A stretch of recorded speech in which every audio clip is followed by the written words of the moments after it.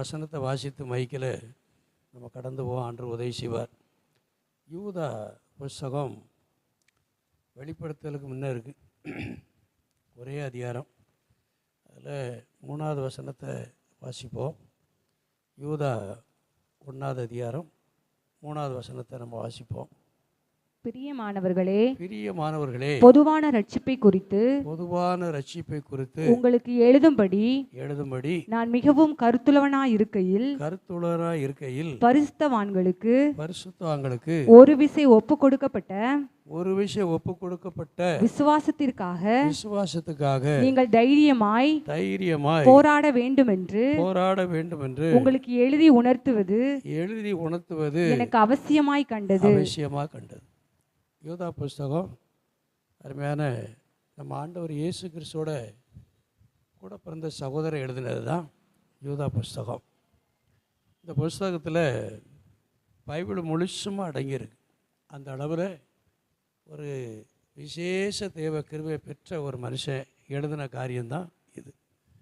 ஆனால் இதில் என்ன சொல்லப்பட்டிருக்கு அப்படின்னு கேட்டால், திரும்ப இந்த நோட்டை வாசிமா, என்ன சொல்லப்பட்டிருக்கு அப்படின்னு கேட்டால், பிரியமானவர்களே, சொல்லும் போது அவர் நம்மளை அழைக்கும் போது எப்படி அழைக்காரு?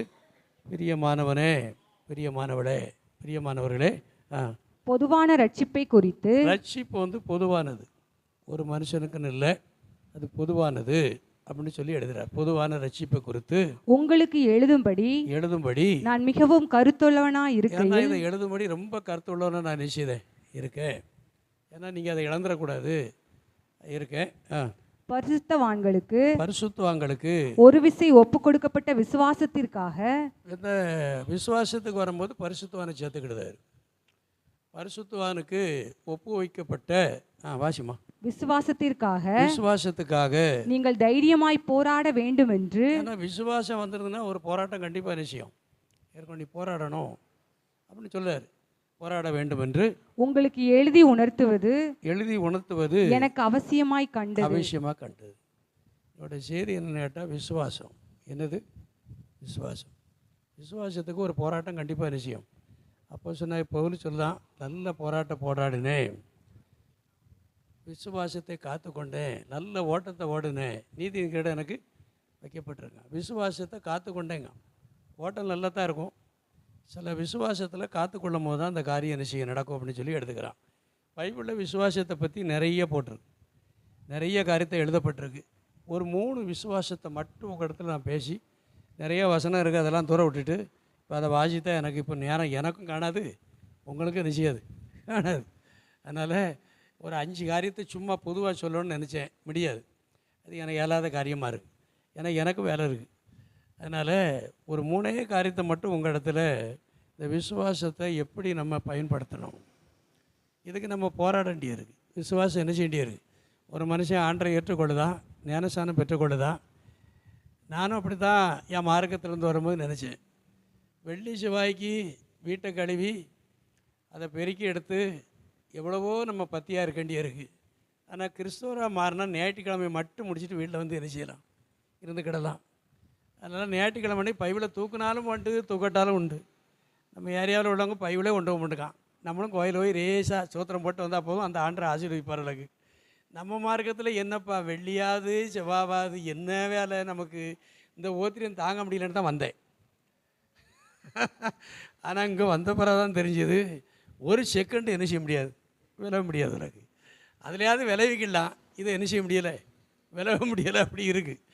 அப்போ ஒரு மனுஷன் விசுவாசத்துக்காக நீங்கள் நானும் போராட வேண்டியிருக்கு. அதை பற்றி பைபிளில் நிறைய எழுதியிருந்தாலும் 3 சம்பவத்தை உங்கள் இடத்துல சொல்லி நான் கடந்து போக ஆசைப்படுதேன். என் கூட கொஞ்சம் கையை தட்டி ஒரு பாட்டை படிங்க, ஆண்டவர் உதவி செய்வாராக. என் நம்பிக்கையே உமக்கு ஸ்தோத்திரம், என் புகழிடமே உமக்கு ஸ்தோத்திரம், என் நம்பிக்கையே உமக்கு ஸ்தோத்திரம், என் புகழிடமே உமக்கு ஸ்தோத்திரம், உம்மைத்தான் நான் நம்பியிருக்கேன், அற்புதங்கள் எனக்கு செய்யுங்கப்பா, உம்மைத்தான் நான் நம்பியிருக்கேன், அற்புதங்கள் எனக்கு செய்யுங்கப்பா,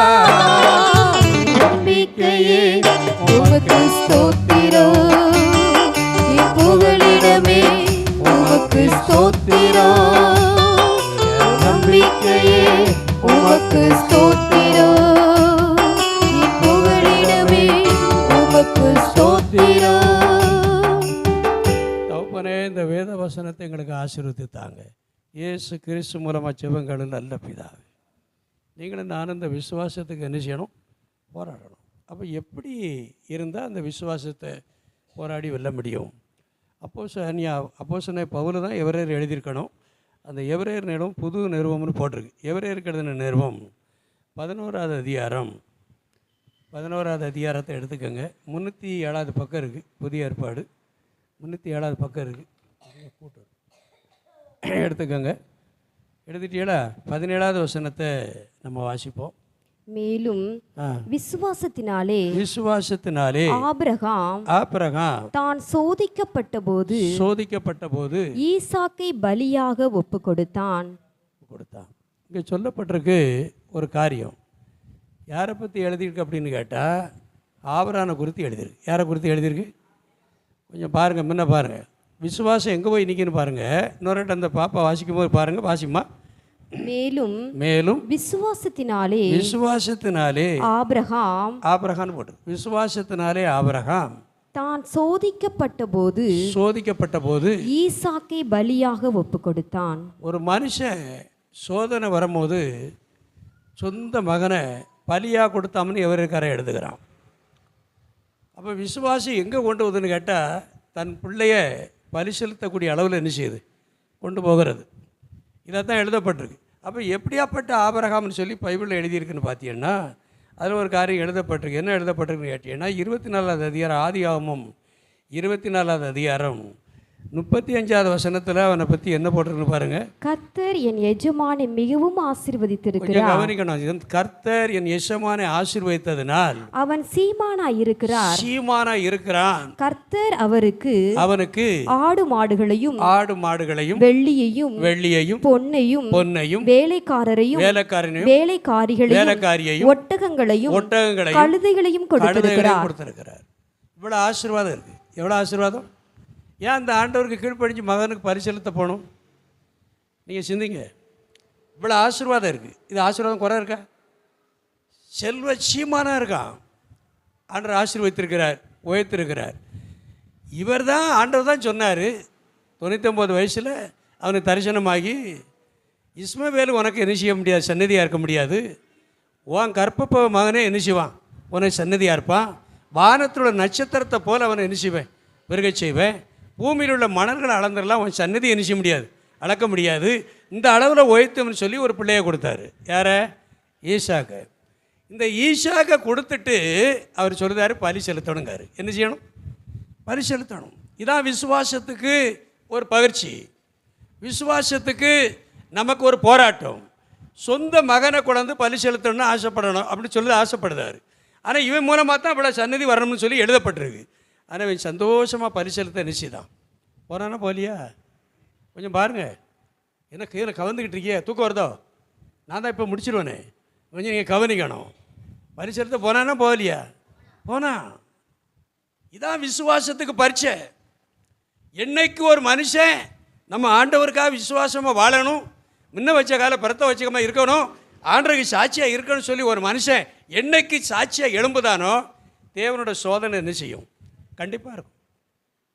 ஆனால் அதில் டெஸ்ட்டில் நீங்கள் பாஸ் ஆகணும். இப்போ அந்த அக்கா சாட்சி சொன்னாங்கல்ல, எல்லா பிள்ளைகளும் எழுச்சிது. ஆனால் என் மகன் கடைசியில் தான் என்ன செய்தான் இருந்தால் தேவனோட கிருபைனால பாஸ் பண்ண ஆண்டவர் என்ன செய்தார்?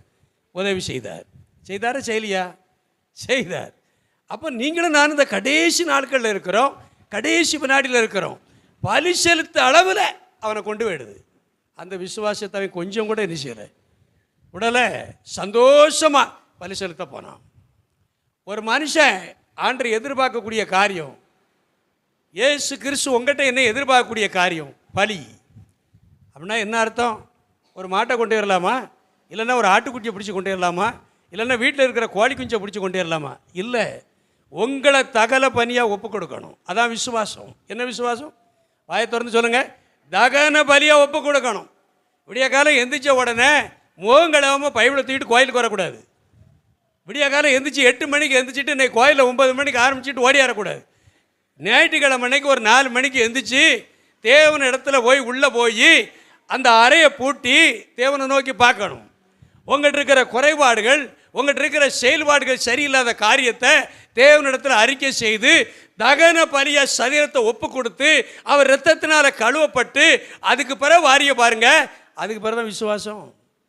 அதுக்கு பிறகு தான் என்னது? இந்த விசுவாசம் உங்களுக்கு எனக்கும் கண்டிப்பாக என்ன செய்யணும். இது யாருக்கு இருந்தது? ஆபிரகாமுக்கு இருந்தது. ஆபிரகாமை தேவன் குறைவா ஆசீர்வச்சிருந்தார். செல்வ சீமானா செஞ்சுட்டார், வச்சிருந்தார். ஒன்றில் குறைச்சல் இல்லை, வெள்ளியில் குறைச்சல் இல்லை, இரும்பில் குறைச்சல் இல்லை, ஒட்டகத்தில் மாடுகளில் குறைச்சல் இல்லை.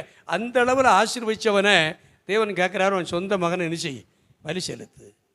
அப்போ விசுவாசம் என்னன்னு கேட்டால், நமக்கு ஒரு சின்ன இழப்பு வரும்போது, சின்ன பிரச்சனை வரும்போது, நம்ம குடும்பத்தில் சூழ்நிலை வரும்போது நம்மளோட நிலைமைகள் மாறிடும்.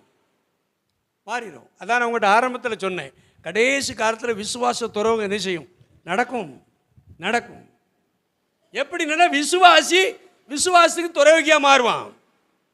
என்னை அந்த மாதிரி உடிஞ்சிதாரு, இந்த மாதிரி இருந்தார், இன்னைக்கு இப்படி சூழ்நிலைகள் இருக்காரு அப்படின்னு சொல்லக்கூடிய அளவில் மாறுவான். அதான் கடைசி காலம். அது ஒரு அடையாளம். இது திருச்சபையில் நடக்கும். எங்கே நடக்கும்? மூச்சு காட்ட முடியல, எனக்கு தெரியும். திருச்சபையில் நடக்கும், வேற எங்கேயும் நடக்கும்னு நினைக்காதங்க. திருச்சபையில் இது ஆரம்பம், அடையாளம். இயேசு கிறிஸ்து வாரதுக்கு அதைத்தான் வேதத்தில் சொல்லப்பட்டிருக்கு, விசுவாசத்தை காண்பாரோ. விசுவாசங்கிறது சாமானியப்பட்ட விஷயம் கிடையாது. தேவனை விட்டு பிரிக்கக்கூடிய காரணம் சாத்தானோட கிரியைகள். நீங்கள் நான் விசுவாசத்தில் வளரும் போது, அந்த விசுவாசத்தை அறிக்கை செய்யும் போது, வேத வசனத்தை நம்ம சொல்லி நம்ம மெயின்டைன் பண்ணும் போது, அந்த வேத வசனத்தை படி நம்ம நடக்கும் போது, அந்த வேத வசனத்தை உள்ளத்தில் கொண்டு போகும்போது, அதை நம்ம ஆழமாக வச்சு அதை தியானிக்கும் போது அந்த பிரச்சனை வரும். அதுக்கு நீங்களும் நானும் என்ன செய்யணும்? ஆபிரகாம் கொடுத்த விசுவாசம் நமக்கு என்ன செய்யணும்? தேவன் தந்திருக்காரு, கண்டிப்பாக பலி செலுத்தும். ஏன்னா இந்த கல்லுனால ஒரு பிள்ளை அவரால் உண்டாக்க முடியும். இந்த விசுவாசம் இருந்தது, கர்த்தர் அவனை உயர்த்தினார். அல்லேலூயா. நமக்கு இந்த விசுவாசம் என்ன செய்யணும்? வேணும். அதைத்தான் எழுதப்பட்டிருக்கு. என்ன எழுதப்பட்டிருக்குன்னு கேட்டால், எவரேற்காரன் எழுதும் போது அதை எழுதுகிறான். விசுவாசத்தில் வறந்து காதல் சோதனையிலையும் பலி செலுத்த என்ன செய்யலாம் நம்மன்னு போட்டிருக்கு. அப்போ நீங்களும் நான் நம்ம வாழ்க்கை தரத்தில் தகன பணியாக நம்மளை ஒப்பு கொடுக்கணும். எப்படி கொடுக்கணும் சொல்லுங்கள்? ஒப்பு கொடுக்கணும், தகன பலியாக ஒப்பு கொடுக்கணும். நம்மகிட்ட இருக்கிற குணங்கள்லாம் மாற்றம் வேணும். சில பேர் சொல்லுவாங்க வயசாகிடுது. வயசாவதுக்கும் குணத்துக்கும் வயசுக்கும் கணக்கு கிடையாது. வயசாகலாம், 75 ஆகலாம், 80 ஆகலாம், 90 ஆகலாம். இப்போ நம்ம ஜெபைக்கு வர போன வாரம் ஒரு பாட்டி இறந்தாவ, அவனை எனக்கு தெரியாது. அந்த பாட்டிக்கு வயசு எத்தனைன்னு கேட்டால் 100. வயசு எத்தனை? 100. வயசாகலாம். வயசை பற்றி நான் உங்கள்கிட்ட கேட்கவே இல்லை. ஆனால் விசுவாசம் எப்படி இருக்குது? விசுவாசம் எப்படி இருக்குது? நம்ம சமயத்தை வந்துட்டு ஆடுதவங்க. நம்ம யார்? சமயத்தை வந்துட்டு ஆடுதவங்க. அதான் சொல்லுவாங்க பார்த்தீங்களா, ஒரு பழமொழி சொல்லுவாங்க பெரிய ஆளுங்க, கொடுக்குற தெய்வத்தை கண்ட பேய் குணைச்சி என்ன செய்யும்? ஆடுமாங்க. பார்த்துருக்கேனா? நம்ம அப்படியாப்பட்ட கேசி. ஞாயிற்றுக்கிழமை ஒரு பக்கம் விருந்து வார்த்தையாடி வந்துடுது, நமக்கு என்னப்பந்தில் கல்யாணம் வந்துடுது, எல்லாரும் அங்கே தான் இருப்போம். பாஸ்டராவது சபையாவது அதை பிற பார்ப்போம். நமக்கு யார் தான்? ஆமாம். அது கூட நான் போன வாரம் பேசினேன். 50 சொக்கார வீடு இருந்தால் 50 சேலை ஒரு போல. பாவியும் அந்த சேலையை உடுத்திருக்கா. ரசிக்கப்பட்டவனும் எப்படி என்ன கண்டுபிடிப்பிய?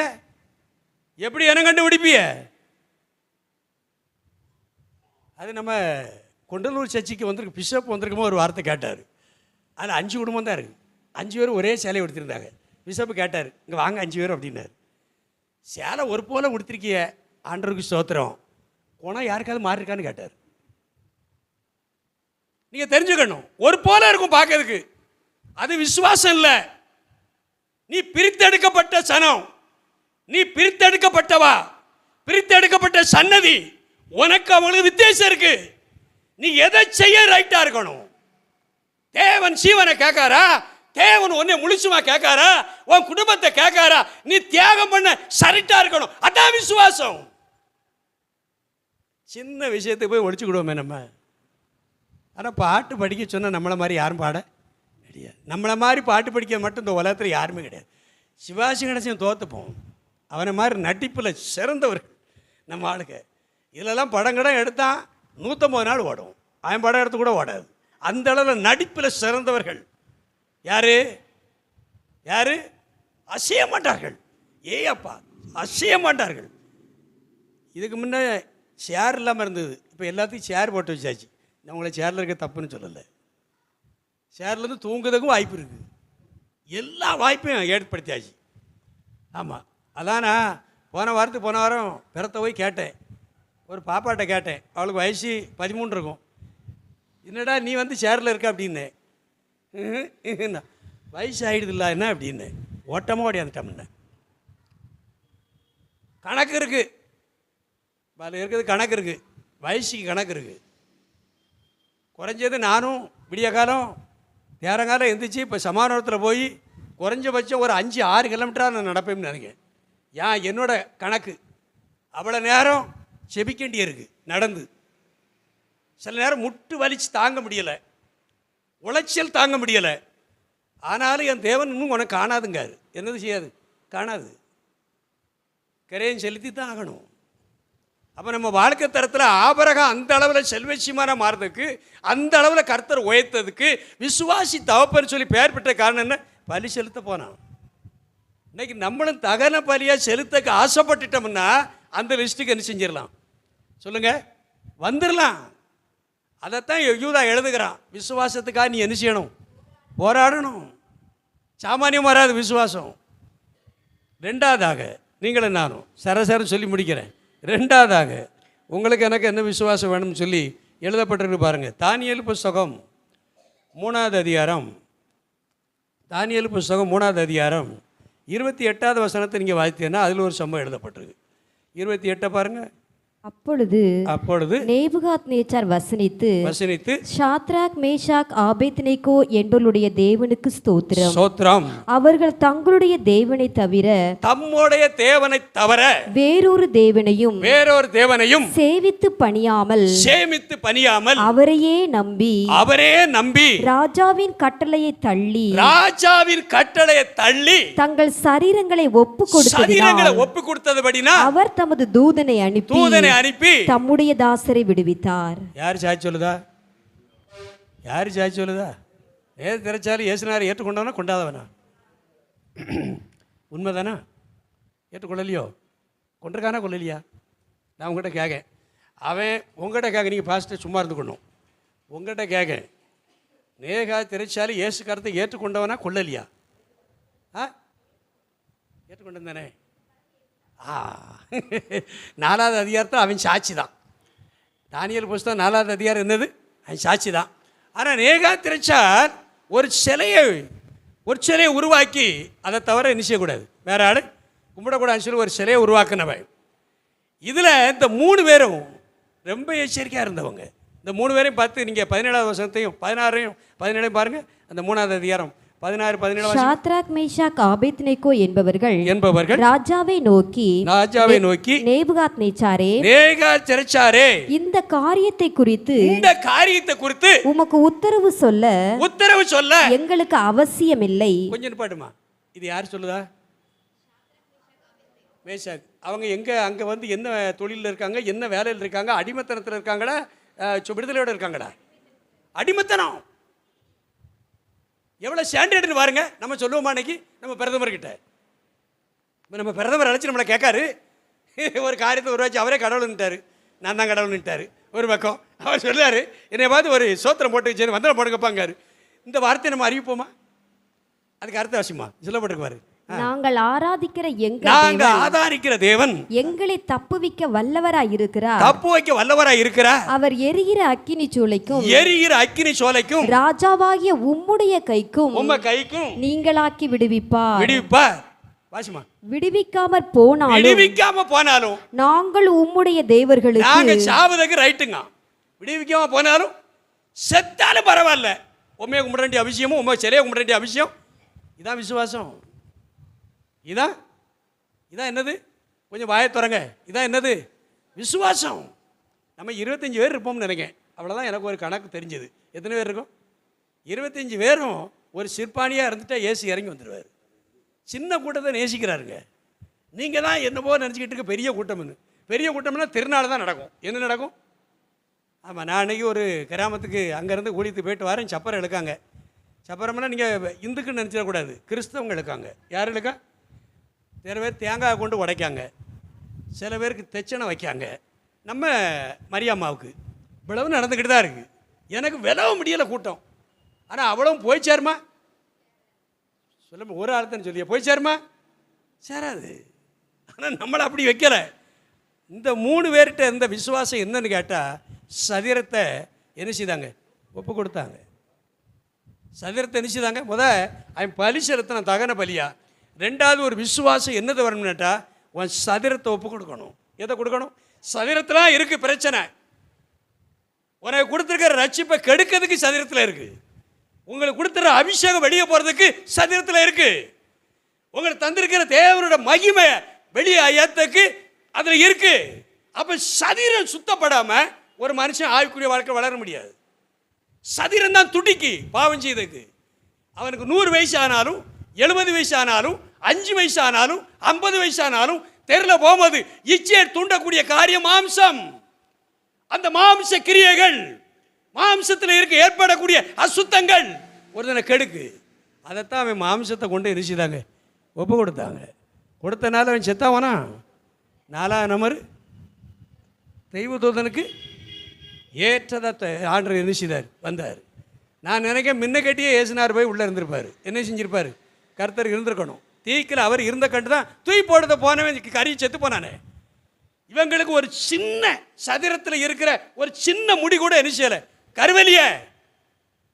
அதான் விசுவாசம். அதான் என்னது? அதைத்தான் அவன் எழுதுகிறான். யூதா, விசுவாசத்துக்காக நீங்கள் என்ன செய்யணும்? போராடணும். சும்மா வராது.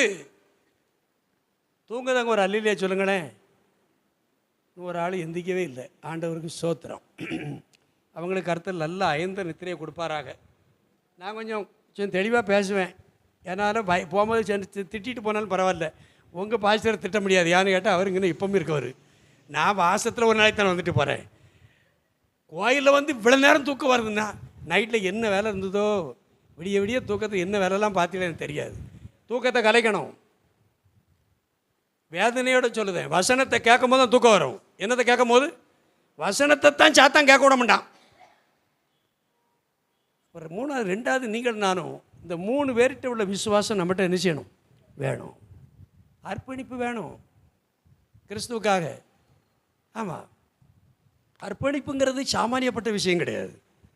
வாயிட்டு வேணால் பேசலாம், இதெல்லாம் செஞ்சிடலாம் அப்படின்னு. சாமானியப்பட்ட கிடையாது. இதை எழுதும் போது இன்னொரு இடத்துல ஏசாயா தீர்க்கதரிசி எப்படி எழுதுறான்னு பாருங்கள். 43வது அதிகாரம், ஏசாயா தீர்க்கதரிசி புத்தகம் 43வது அதிகாரம். அதில் ஒரு தெளிவு இருக்குது பாருங்கள். 43 என்ன சொல்லப்பட்டிருக்கு பாருங்க. 1-2 வாசிமா. 1-2. இப்போதும் யாக்கோபே, இப்பொழுது யாக்கோபே, உன்னை சிருஷ்டித்தவரும் இஸ்ரவேலே, உன்னை உருவாக்கினவருமாகிய கர்த்தர் சொல்லுகிறார். உன்னை உருவாக்கியாச்சு. யார? யாக்கோவா இருந்தான். 2வது யாரை உருவாக்கியிருக்கு? உருவாக்கியாச்சு. உருவாக்கினவர் சும்மா விட்டுற வேண்டியது தானே? உருவாக்கின பிறகு அதுக்கு அடுத்து வாசிமா. பயப்படாதே, உன்னை மீட்டுக் கொண்டேன், உன்னை பெயர் சொல்லி அழைத்தேன், நீ என்னுடையவன். நீ தண்ணீர்களை கடக்கும் போது என்னது வரும்? ஆயிடுதுன்னா என்னது வந்துடும்? தண்ணீரை கடக்கும் போது நான் உன்னோடு இருப்பேன். அப்ப தண்ணி வந்துட்டு கவலைப்படக்கூடாது. யார் நம்மளோட இருக்கா? நம்மோட இருக்காரு. நீ ஆறுகளை கடக்கும் போது அவைகள் உன்மேல் புரளுவதில்லை. நீ அக்கினியில் நடக்கும் போது, ஏன்னா அக்கினிக்குள்ள நீ போய் தான் ஆகணும். ஏன்னா நான் ஒரு உருவாக்கிட்டேன். நீ யாக்கவா இருந்த பிரச்சனை இல்லை. ஆனா இப்ப யாரா ஆகிட்ட? இஸ்ரவேலா மாறிட்ட. அதனால நீ அக்கினிக்குள்ள நடந்தாகணும். அக்கினியில் நடக்கும் போது வேகாதிருப்பாய். வேக மாட்டேன். உனக்கு வேகல நிச்சயாது. உடம்புல எந்த பிரச்சனை நிச்சயாது வராது. வேகமா இருப்ப. அக்கினி ஜுவாலை உன் பேரில் பற்றாது. அதுக்கு அடுத்து என்ன சொல்லப்பட்டிருக்கு பாருங்க.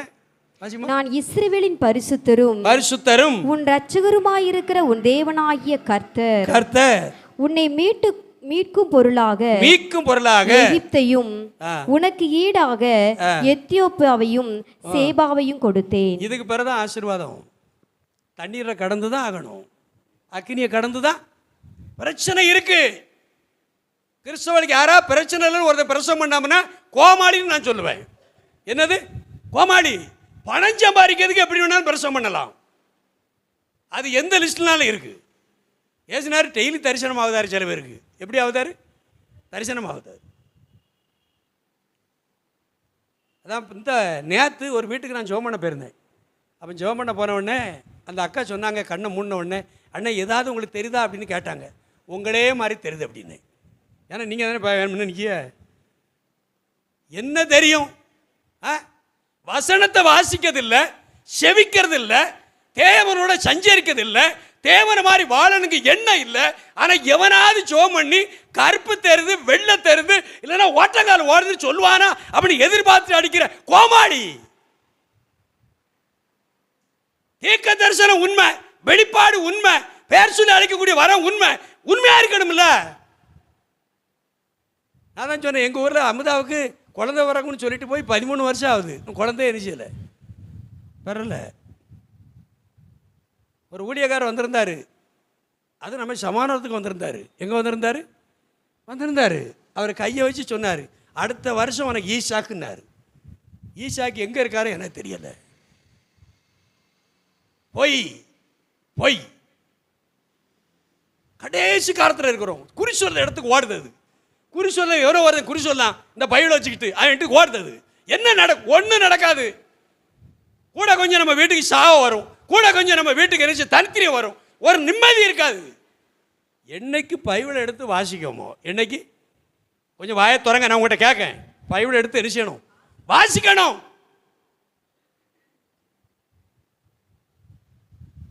சில நேரம் எனக்கு ரொம்ப வேதனையாகவும் இருக்குது. நம்ம கிறிஸ்தவர்களை பார்த்து நான் நினைக்க, ஆண்டவர் என்னையாவது எடுத்துக்கிறப்பா, இந்த தொந்தரவு எனக்கு என்ன செய்யண்டாம், நான் கத்தியே செத்து போய் மலக்கு என்ன எடுத்துக்கிறோம் அப்படிங்க.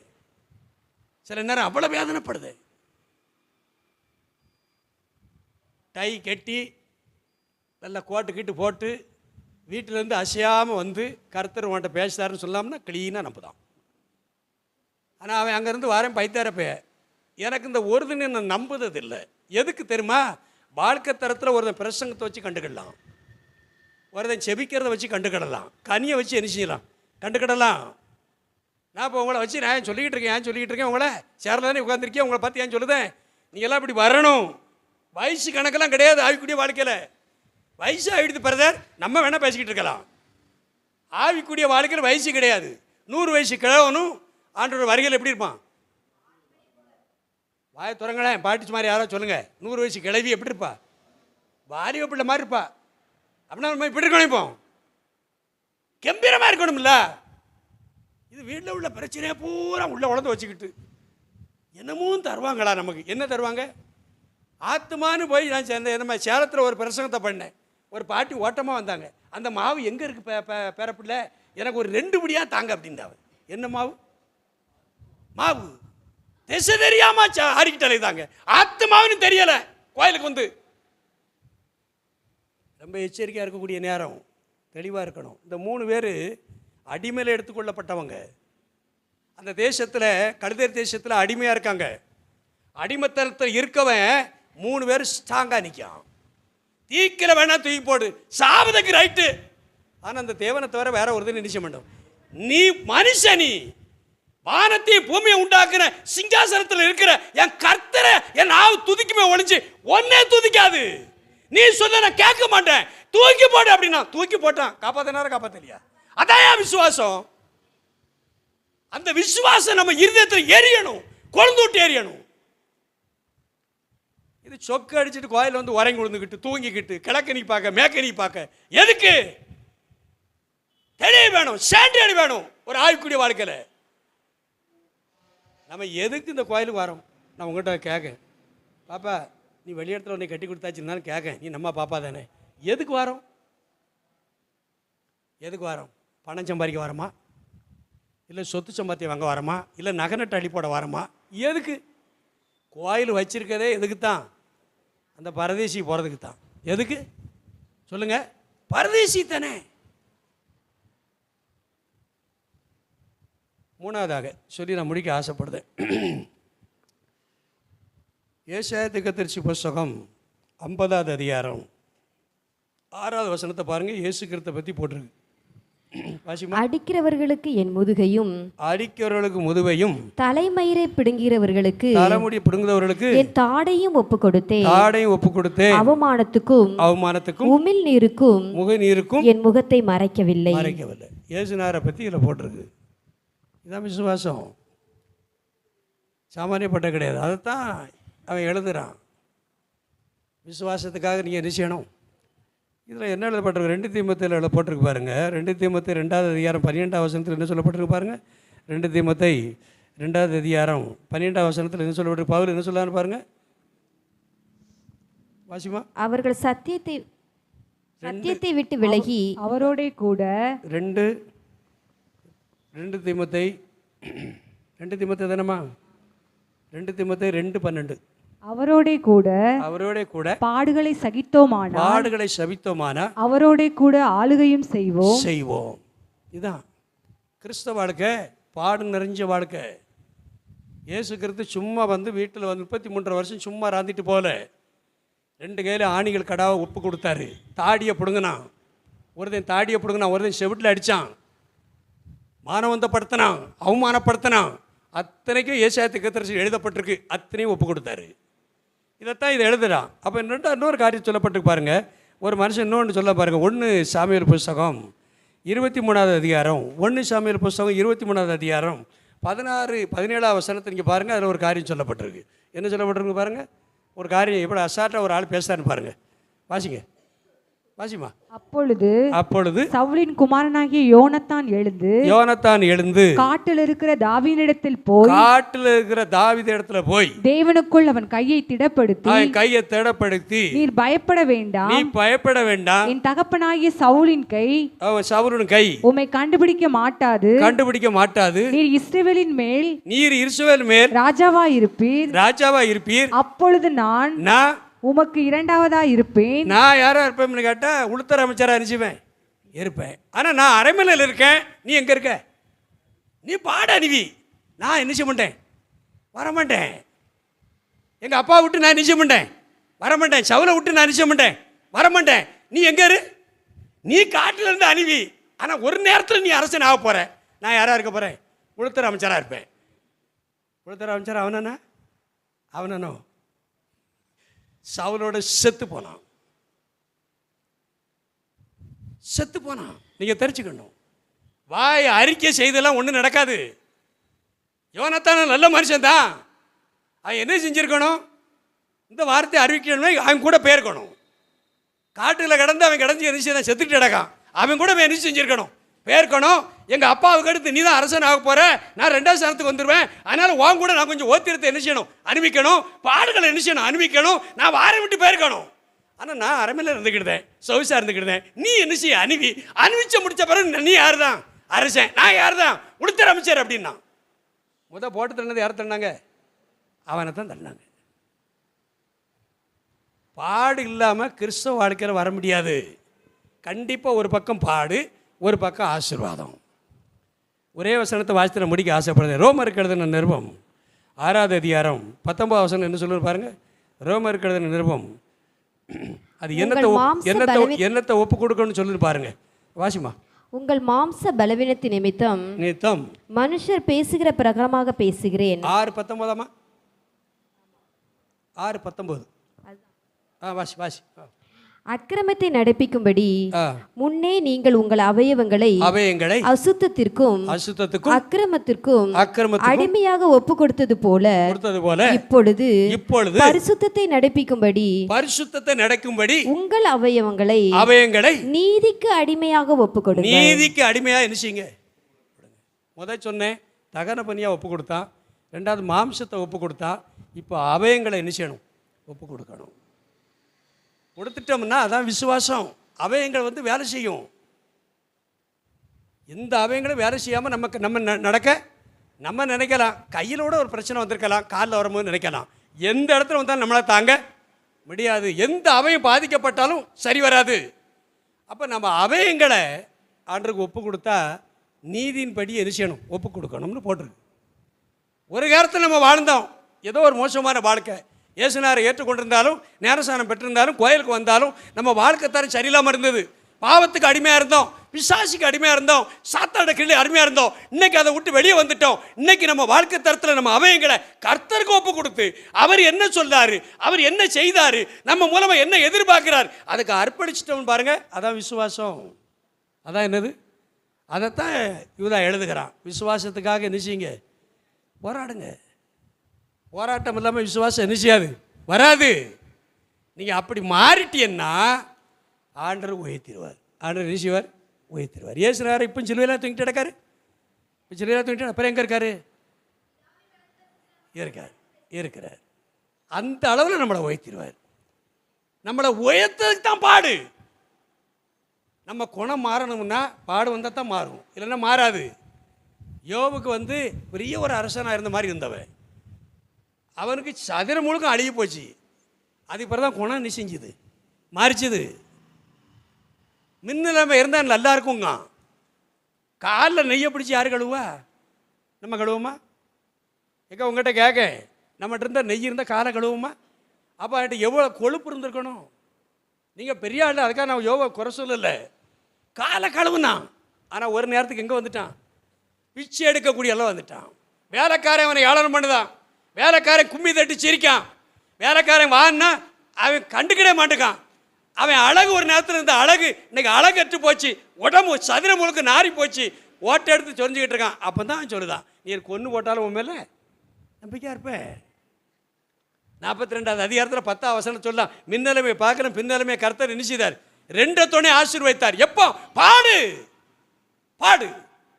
கண்டிப்பாக ஒரு கிறிஸ்தவனுக்கு பாடு தேவை, ஒரு கிறிஸ்தவனுக்கு பாடு தேவை, ஒரு குடும்பத்துக்கு தேவை. பாடு வந்தாத்தான் தேவனோட காரியத்தை ருசி பண்ண பார்க்க முடியும். பாடு வந்தாத்தான் நீ தேவனோட ராஜ்யத்தில் நுழையக்கூடிய வழியை பார்க்க முடியும். வாசல் எப்படி இருக்கு, விஸ்தரமான வாசல் இருக்கு. கேட்டுக்கு போகிற வாசல், தீவனுக்கு போகிற வாசல் ஒடுக்கம். அதில் பிரவேசிக்கணும்னா கொஞ்சம் கிரயம் செலுத்தி தான் ஆகணும். நம்ம போகக்கூடிய ராஜ்யம் ரேசிப்பட்டது கிடையாது. 5 வருஷத்துக்கு கொடுக்க அங்கே எலெக்ஷன் என்ன செய்யலை, இல்லை. எலெக்ஷன் இருக்கோ, இல்லை இல்லைம்மா, இல்லை, அங்கே எலெக்ஷன் கிடையாது. நீங்களும் நான் எத்தனை வருஷம் ஆள போகிறோம், 10 வருஷம் ஆளுவோமோ? சாவே கிடையாது. நிலையில்லாத ஒரு நிலையில்லாத வாழ்க்கையை நம்ம நடந்துக்கிட்டு இருக்கோம். அங்கே நிலைத்திருக்க ஒரு வாழ்க்கை ஒரு காலம் நமக்கு தரக்கூடிய ராஜ்யம் ஒழியாது. நீங்க ஆழ பிறந்தவர்கள். இல்லை இருக்க பாட்டி யாரு நீங்க, இப்போ மாதிரி வாயை திறந்து சொல்லுங்க பாட்டி, ஆழ சொல்லுங்கண்ணே, ஒரு காரியம் நடக்கட்டும். ஏதாவது ஒன்று ஆள பிறந்தவர்கள், தேவ ராஜ்யத்தில் 1000 வருஷம் ஆட்சியில் ஆள பிறந்தவர்கள், தேவனோட பரதேசியில் ஒன்றா இருக்கிறவர்கள், பரலோகத்தில் ஒன்றா இருக்கிறவர்கள், தேவனோட ராஜ்யத்தில் நீங்கள் நான் முக்கியமான ஆளு. அப்போ இந்த விசுவாசத்துக்கு இந்த போராட்டத்துக்கு நீ சந்திச்சு தான் ஆகணும். இந்த போராட்டத்தை நீ கடந்தவன். ஏதோ ஒரு விஷயத்தில் நம்ம போராட்டம் வந்துதான் ஆகும். ஏதோ ஒரு போராட்டம் நம்ம சந்திச்சு தான் அதை கடந்து போய் ஆக வேண்டியிருக்கும். அதான் விசுவாசம். அதைத்தான் அவன் எழுதுகிறான். விசுவாசத்துக்கு எப்படி செய்யணும், எழுந்து நிற்போமா? திருப்தியாக்கி நடத்திடுவா, தேவைகளை சந்திப்பா,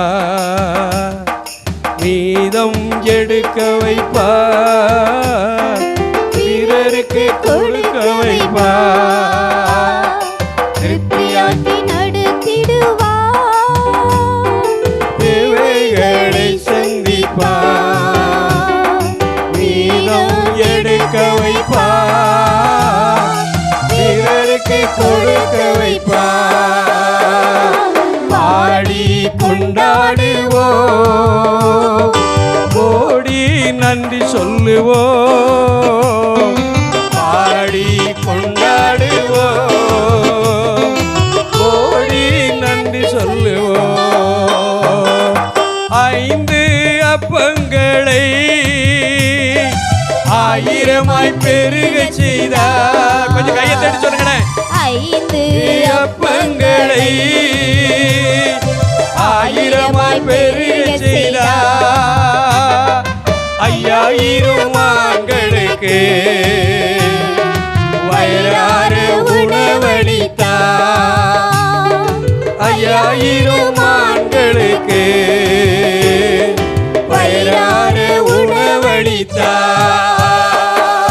பாடி கொண்டாடுவோம், கோடி நன்றி சொல்லுவோம். பாடி கொண்டாடுவோம்,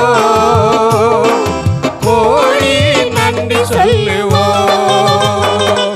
பொன்னோடும் பொருளோடும் பெறப்பட செய்தாரே, பொன்னோடும் பொருளோடும் பெறப்பட செய்தாரே.